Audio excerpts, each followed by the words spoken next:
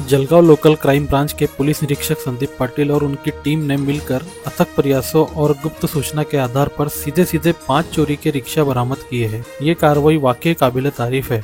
इस कार्रवाई में पुलिस उप निरीक्षक शरद बागल, पुलिस उप निरीक्षक सोपान गोरे, अतुल वंजारी, सुनील दामोदरे, अकरम शेख, नितिन बाविस्कर, प्रवीण भालेराव, विजय पाटिल, किशोर पाटिल, रविंद्र कापड़ने और महेश सोमवंशी ने महत्वपूर्ण भूमिका निभाई। पुलिस को गोपनीय जानकारी मिली थी कि रिक्शा चोरी करने वाला संदिग्ध आरोपी सादिक अली सैयद और उसके साथ एक विधि संघर्ष बालक पिंपराला हुलको इलाके में है।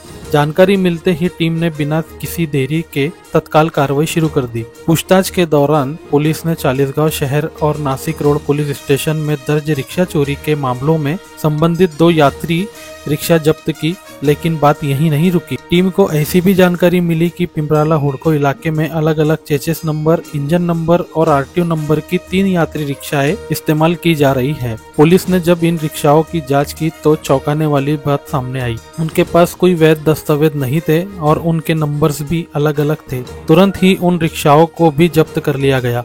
जलगांव लोकल क्राइम ब्रांच द्वारा दिखाई गई तत्परता, उन्होंने न केवल चोरी की रिक्शाएं वापस दिलाई बल्कि अपराधियों को भी दर्द दबोचा। जलगांव लोकल क्राइम ब्रांच की इस लगातार कार्रवाई की पूरे पुलिस विभाग में सराहना हो रही है।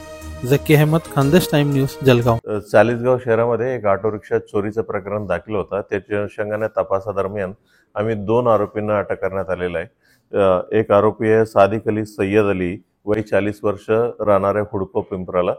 त्यांना अटक करण्यात आला आणि त्याच्यासोबत एक विधी संघर्षक बालकला देखील आम्ही अटक करण्यात आलेला आहे। अटक नाही म्हणता येईल, ताबा घेतला होता आणि त्याच्याकडनं आम्ही एकूण 5 ऑटो रिक्षा जप्त करण्यात आला।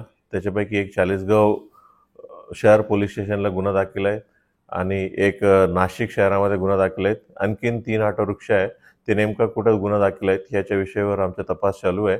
त्यांचे इंजिन आणि चॅसिस नंबर खोडल्यामुळे ते एक्झॅक्टली आम्हाला आयडेंटिफाय करणं थोडं मुश्किल पडतंय, बट त्याच्या अनुषंगाने आमचा तपास चालू आहे।